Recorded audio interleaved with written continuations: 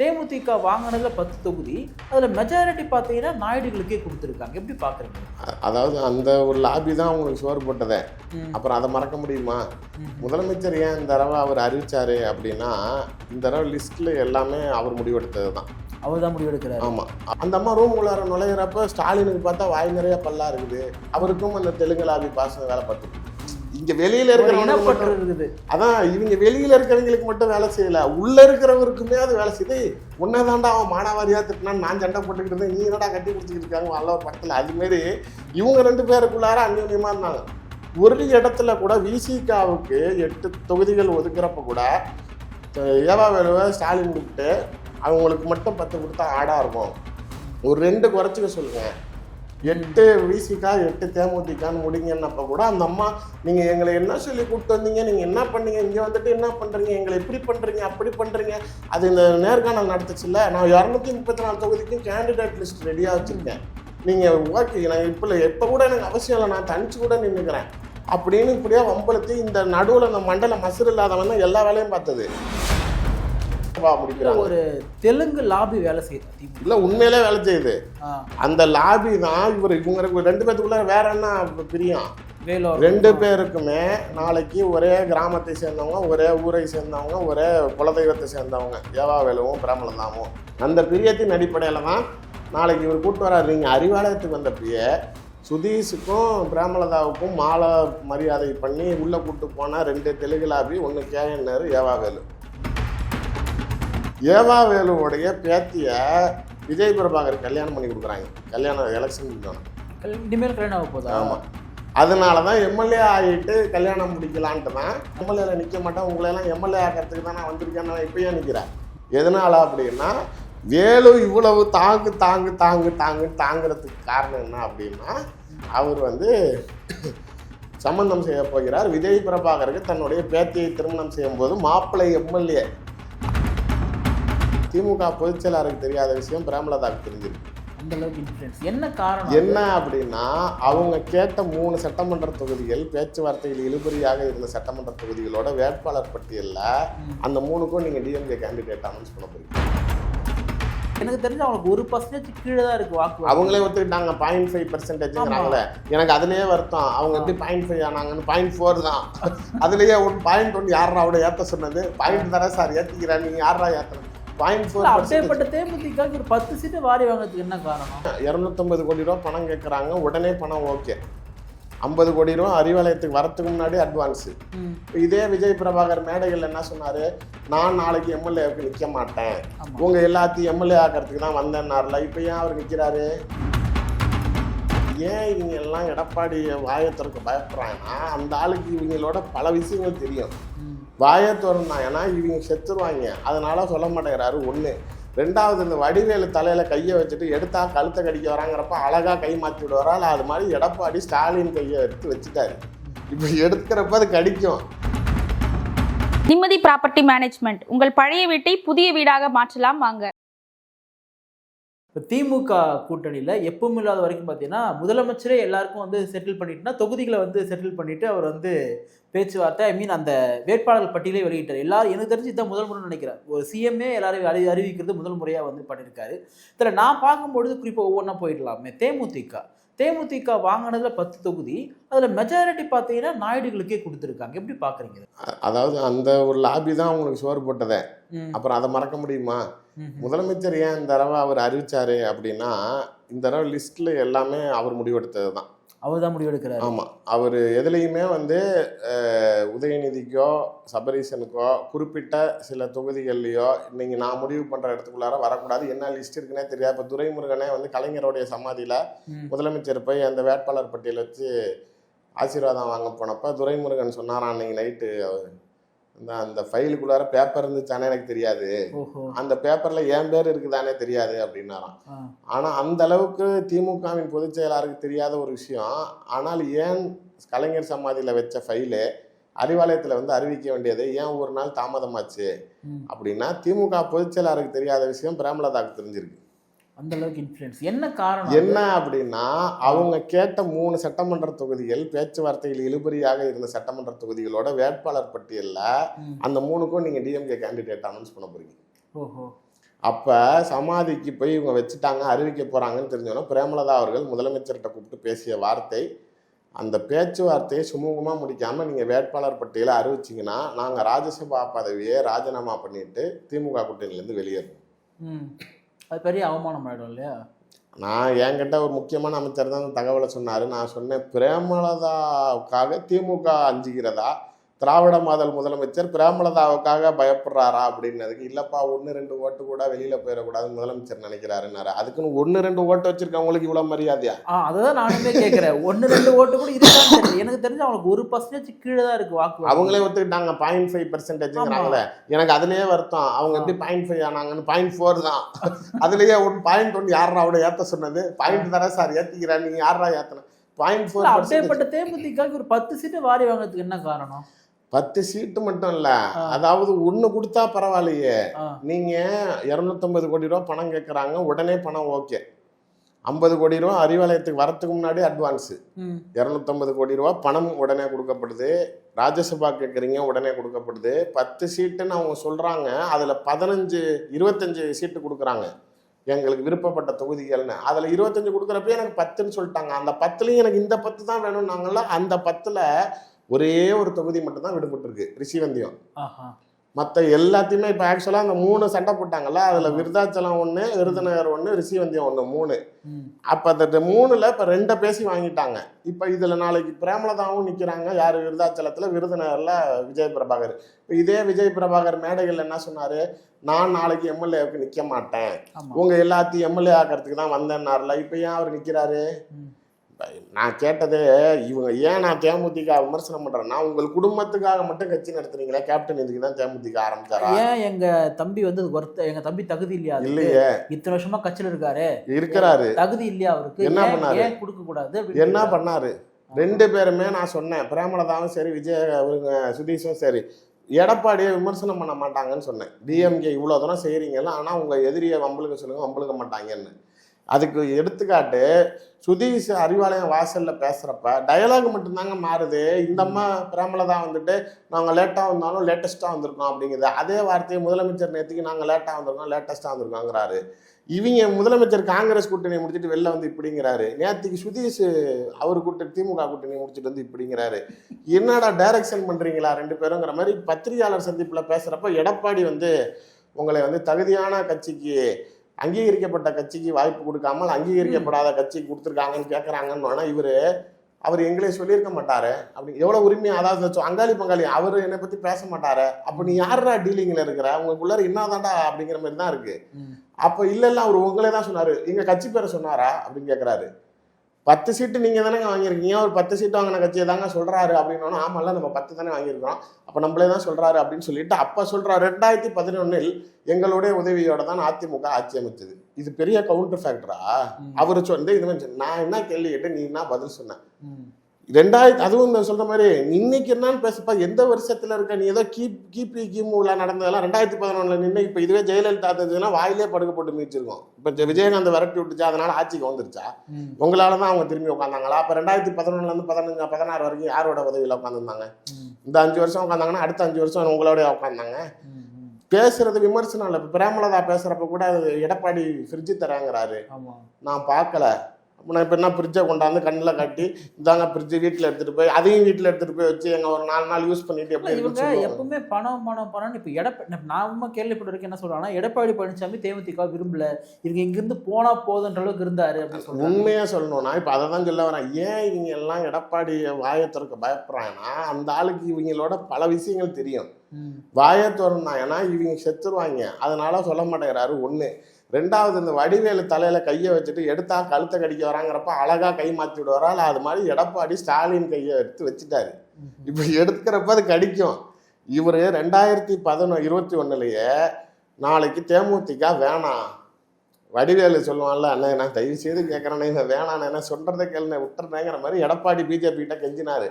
விஜயகாந்துக்காக மோடி கட்டாயப்படுத்தினதுனால தான் 21 நாளைக்கு சரின்னு அவர் நாளைக்கு பேச்சுவார்த்தை நடத்தினார். 24 திரும்பி இவர் வாங்கன்னு கூப்பிட்டுக்கிட்டதுக்கு ரீசனு வேற வழியே இல்லை, எல்லாரும் விட்டுட்டு போயிட்டான். தேமுதிக பிரேமலதா போலன்னா எடப்பாடி அன்னைக்கு ஒருத்தரும் இல்லாமல் தனியாக நிற்கிற மன்சூர் அலிகான வேணான்னு சொல்லிட்டாரு அப்படிங்கிற ஒரு இமேஜ் அவருக்கு அடிபட்டு இருக்கும். அதனால ராஜ்யசபா ஆசையை காட்டி கொண்டுட்டு போனாரே தவிர இந்த அம்மாவுக்கு பெரிய பேராசைகள் தான் இவங்களுடைய டிமாண்ட்ஸே.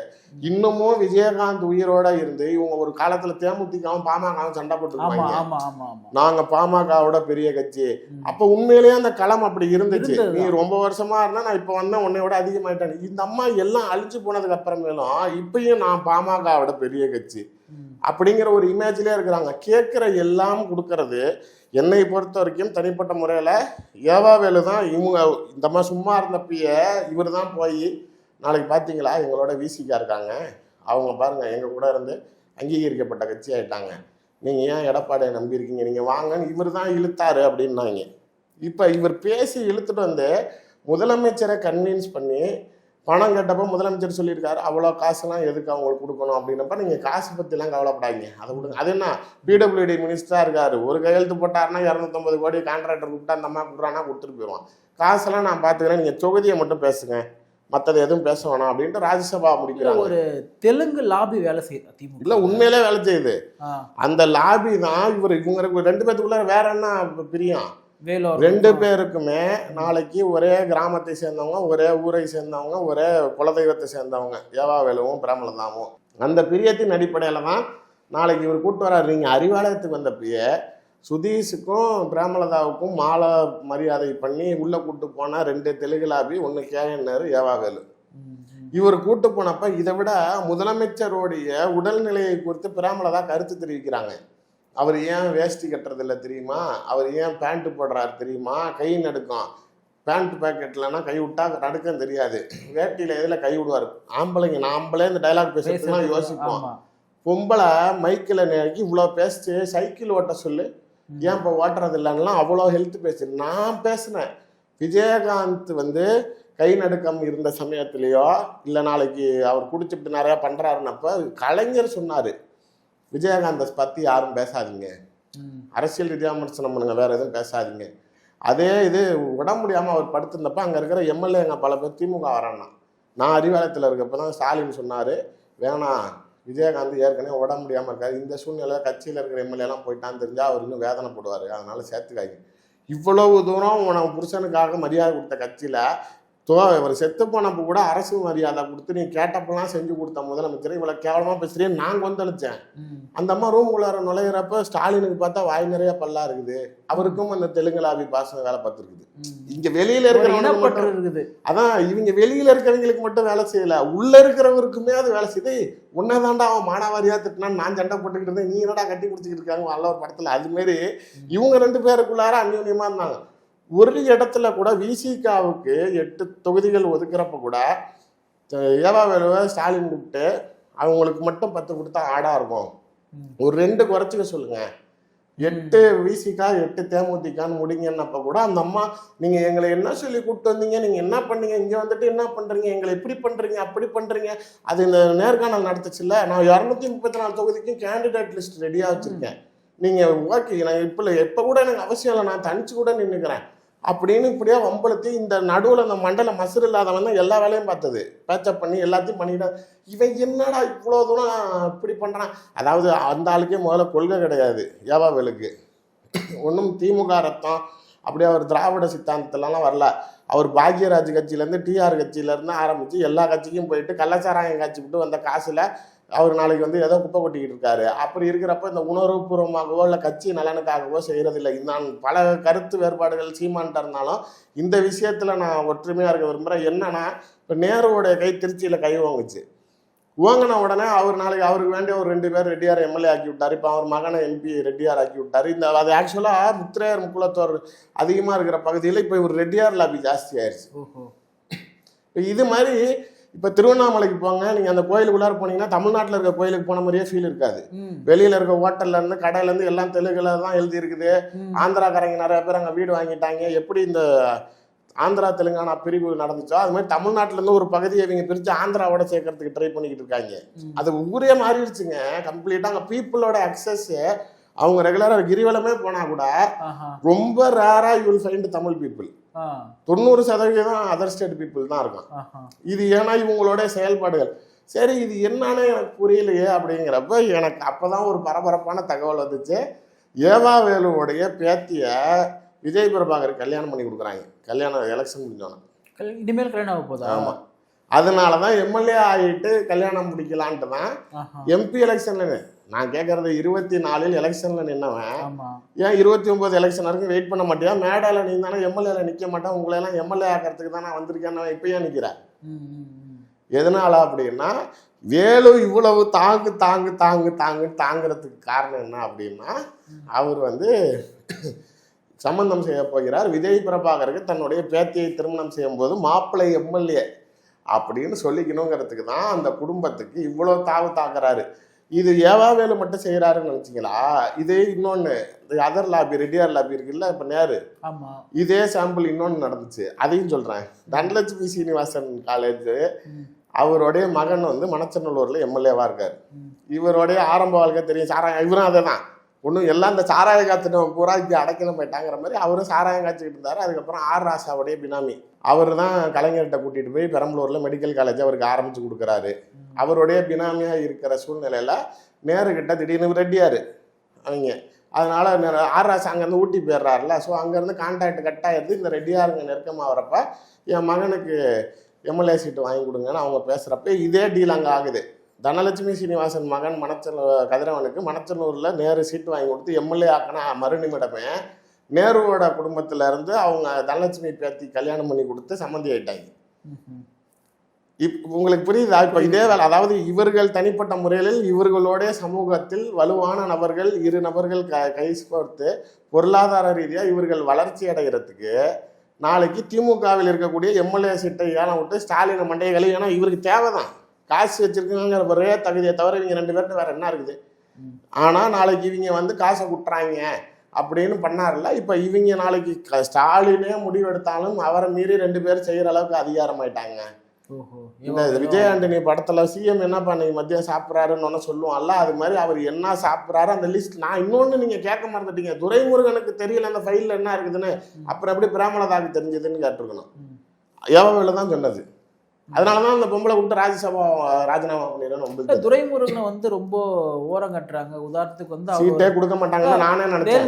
வேல்முருகன் கூட பதிவு பண்ணி அதனாலதான் அவர் கொடுத்துருக்காங்க. வேல்முருகன் வெளியேறியதனால் வன்னியர் சமூக மக்களை புறம் தள்ளுது அதிமுகன்னு ஒரு பேச்சு வந்துருங்கிறதுக்காக தான். இவர் ஓரம் கட்டப்பட்டதுக்கு என்ன காரணம்? இவர் சரியா பணம் கொடுக்க மாட்டாரா? அவர் பணமே கொடுக்க மாட்டாரு, சரியாலாம் கிடையாது. அவர் பணமே கொடுக்கறது கிடையாது. கப்பம் கட்டணுங்கிறது இப்ப அன்அபிஷியல் ஆயிடுச்சு. இதுக்கு அப்பாற்பட்ட திமுகவில் பாரம்பரியமாக பயணித்த அமைச்சர்கள் இப்போ முக்கிய இலாக்காக்கள் இருக்காங்களா? இப்போ கோவிசலையன், ஒரு டிரான்ஸ்போர்ட் மினிஸ்டர் சிவசங்கர், தலித் சமூகத்தை சேர்ந்தவருக்கு உயர்கல்வித்துறை அமைச்சர் பதவி கொடுத்தேன்னு தியாக பேச்சு பேசினாங்கல்ல. அது எதுக்கு கொடுத்தாங்கன்னா திருமான அப்போதான் ஆட்சி அதிகாரத்தில் பங்குன்னு கிளம்பினாரு. அவரை ஆஃப் பண்ணுறதுக்கு நாங்கள் ஏன் உங்களுக்கு கொடுக்குறோம், எங்கள் கட்சியில் இருக்க எஸ்சிக்கே கொடுக்குறோன்னு சொன்னாங்கல்ல. ஆனால் இதில் பெரிய துயர சம்பவம் என்னன்னா, அந்த பெரிய இலாக்கங்கள் வச்சிருக்கிற திமுக நிரந்தர பாரம்பரிய திமுக காரங்க எல்லாமே பேருக்கு தான் அமைச்சர், மற்ற எல்லாமே இங்கே வசூல் முடிச்சுக்கிறாங்க. அதான் நான் சொல்றது உங்களுக்கு புரியுதா? முன்னாடி நீங்க மந்திரி சம்பாரிச்சுட்டு நீங்க கொஞ்சம் எடுத்துட்டு எனக்கு கொடுப்பீங்கல்ல.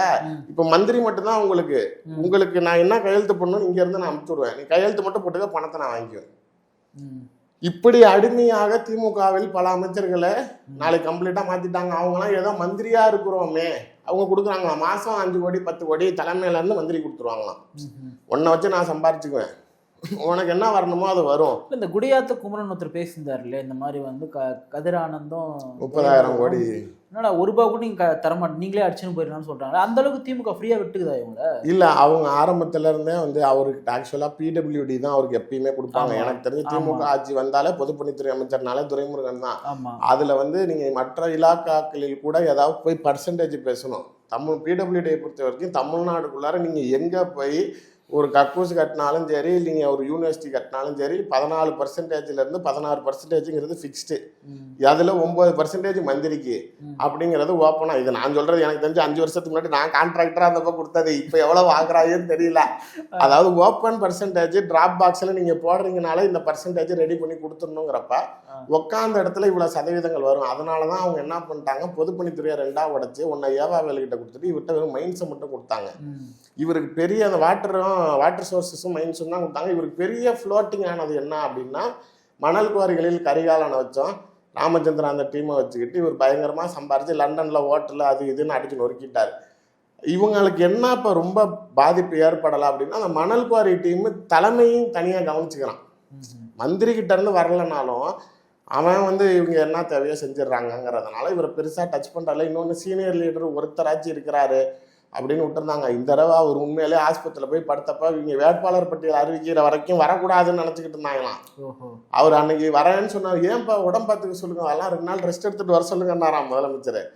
கடைசி வரைக்கும் அவர் பேர் இல்லைங்கிற மாதிரியான சூழ்நிலை பொன்முடிக்கு எப்படி இல்லாமல் இருந்துச்சோ அதே மாதிரி இவரையும் முடிச்சுட்டு கேட்டதுக்கு தான் கதிரானந்த் எம்பியா இருக்காருல, அப்புறம் என்ன அதை கொடுத்துருக்கோம்ல அப்படின்னு முடிச்சிடலாம் தான் இருந்திருக்கிறாங்க.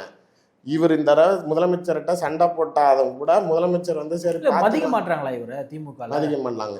ஒரு பெரியவர் கூட பார்க்க அதெல்லாம் கிடையாது. நீங்கள் நடந்துக்கிறது எவ்விதமோ அவ்விதமே உங்களுக்கு மரியாதையாக இருக்கும். நாங்கள் அதனால வேணான்னு இவங்க க்ளோஸ் பண்ணுறதா தான் இருந்தாங்க. இவருக்கு நல்ல நேரம் எதில் பட்டிருச்சு அப்படின்னா நாளைக்கு வேல்முருகன் வெளியேற போக வன்னியர் சமூக வாக்குகளை நீங்கள் அதாவது கொங்கு ஈஸ்வரன் கட்சி நடத்துகிறாருன்னு எப்போ எல்லாத்துக்கும் தெரிய வந்துச்சு. எடப்பாடி முதலமைச்சர் ஆனதுனால கவுண்டர் சமூகத்தில் அதிமுக தலைமை பொறுப்பு வந்துருச்சுங்கிறப்ப தான் அந்த ஜாதி கட்சியை கூட்டிகிட்டு வந்து திமுக எம்பி எம்எல்ஏன்னு கொடுத்து பூஸ்ட் பண்ண மாதிரி ராமதாஸும் அன்புமணியும் ஏற்று நிற்கிறப்ப உங்களுக்கு ஒரு வன்னியர் அடையாளம் வேணுங்கிறதுக்காக வேல்முருகனை கையில் வச்சுருந்தீங்க. அதானே உங்கள் பேலன்சிங் ஃபேக்டரு. வெளிப்படையாக உங்களுக்கு ஒரு வன்னியருக்கு ஆதரவு கொடுத்தாங்க. இப்போ ஏன் கருணாசை கூட்டிகிட்டு வந்து வைக்கிறீங்க, ஏன் ஓபிஎஸ்ஸை சேர்த்துக்கிறீங்க, ஏன் வைத்தியலிங்கத்தை சேர்க்குறீங்கன்னா அங்கே டிடிவி போயிட்டார். ஸோ அந்த கம்பேரிட்டிவ் பாலிடிக்ஸ்க்காக தானே பண்ணுவீங்க. இப்போ வேல்முருகன் வெளில போயிட்டாருன்னா இப்போ வன்னியர்களுக்கு இல்லை, அதுவும் துரைமுருகனுக்கும் இல்லை அப்படின்னா கம்ப்ளீட்டாக திமுக வன்னியர் சமூகத்துக்கு எதிரியான ஈஸியாக நானே அடிச்சிருப்பேன். நானே அதுக்கு தானே காத்துக்கிட்டேன். அதனால அவங்க யோசிச்சுக்கிட்டு இருந்தாங்க. சரி இப்போதைக்கு அதாவது இன்னொன்று என்னன்னா கீழே வேணும்னே தட்டி விட்டு காலி பண்ணி விட பார்ப்பாங்க. காசு கொடுக்க மாட்டாங்க எலெக்ஷனுக்கு. மொத்த தொகுதிக்கெல்லாம் போதில்ல. இப்போ கேண்டிடேட்டிட்ட 15 கோடி ரெடி பண்ண சொல்கிறாங்க. அது இல்லாமல் தலைமையிலேருந்து நாங்கள் 20 கோடி கொடுப்போம். ஆனால் இது 20 கோடி வெறும் ஓட்டுக்கு மட்டும்தான். அதில் வந்து கேண்டிடேட் தொடக்கூடாது. நீ பண்ணுறது எல்லாமே ஓட்டுக்கு பூத்துக்கு வார்டுக்கு நிர்வாகிகளுக்கு கூட்டணிக்கெல்லாம் நீ செலவு பண்ணிக்கங்கிறாங்க. இப்போ இந்த 20 கோடி ஓட்டு கொடுக்குறாங்கல்ல, அது துரைமுருகன் தொகுதிக்கு போகாது. அப்போ என்ன செய்வீங்க கேட்டால் நீங்கள் என்ன சம்பாதிக்காமையா நீங்கள் செலவு பண்ணுங்க வாங்க. கொடுத்தாதானே நீங்க ஜெயிப்பீங்க. அதாவது கொடுக்கலனா தானே பிரச்சனை. கொடுத்து தோக்கடிச்சா பேராசிரியர் அன்பழகனை எப்படி ஸ்டாலின் காலி பண்ணாருன்னு நினைக்கிறீங்க? அதாவது விருப்ப மனு தாக்கல் பண்றதுக்கு ஃபார்ம் வாங்க போவோம். சும்மா போய் காசு 1000 ரூபா கொடுத்தா கொடுத்துருவான். அந்த குறிப்பிட்ட தேர்தலில் மட்டும் யார் வேட்பாளரோ அவங்க கையெழுத்து போட்டு கொடுத்து தான் ஃபார்ம் வாங்கணும்னு புதுசாக ஒரு சட்டத்தை கொண்டுட்டு வராரு. அதாவது இப்போ நான் உங்களுக்காக பணம் கட்டலாம், நீங்கள் எனக்காக கட்டலாம்னா அப்படி கட்ட முடியாது. நீங்கள் எனக்காக கட்டணும்னா நீங்கள் என் கையெழுத்து வாங்கிட்டு போய் கொடுத்துட்டு தான் கட்டணும். இப்போ பேராசிரியர் பேரில் கட்டுறதுக்கு பேராசிரியர்கிட்ட கையெழுத்து வாங்கணும். கட்சி ஆரம்பித்து எவ்வளோ ஆண்டு காலமாக பயணித்தவர்கிட்ட நாளைக்கு நீ கையெழுத்து போட்டு கொடு. அப்போ வெளிப்படையாக அக்செப்ட் பண்ணி அவரே வந்து விருப்ப மனு தாக்கல் பண்ணணும். அது செய்ய முடிய மாட்டார்ல. வேணும்னே பண்ணுறாங்கப்பா, அவங்களா கொடுத்தா கொடுக்கட்டும்னு தள்ளி இருந்தார். கடைசியாக பேராசிரியருக்கு அந்த தர கொடுக்கல. ஏன்னு கேட்டதுக்கு அவர் விருப்பம் ஒன்று கொடுக்கல, அவர் கேட்கல கொடுக்கலான்ட்டாங்க. அதே மாதிரி அந்தந்த பொதுச்செயலாளர் நாற்காலியில் உட்காந்தாலே அடுத்தது காலி பண்ணுறதுக்கு காத்திருப்பாங்க போல. அவர் இந்த தடவை வந்து அப்பளவுக்கு போனவர் வந்து திரும்பி வரக்கூடாதுன்னு தான் வேண்டி இருப்பார் ஸ்டாலின். வந்ததுமே சரி, அதுவும் இப்போ பேட்டி வேற கொடுக்குறாரு, தெளிவாக வேற பேசுறீங்க, போயிட்டு வந்ததுக்கப்புறம் இன்னும் நல்லா இருக்கிறாரு அப்படின்னு வருத்தம் தான் படுவார்.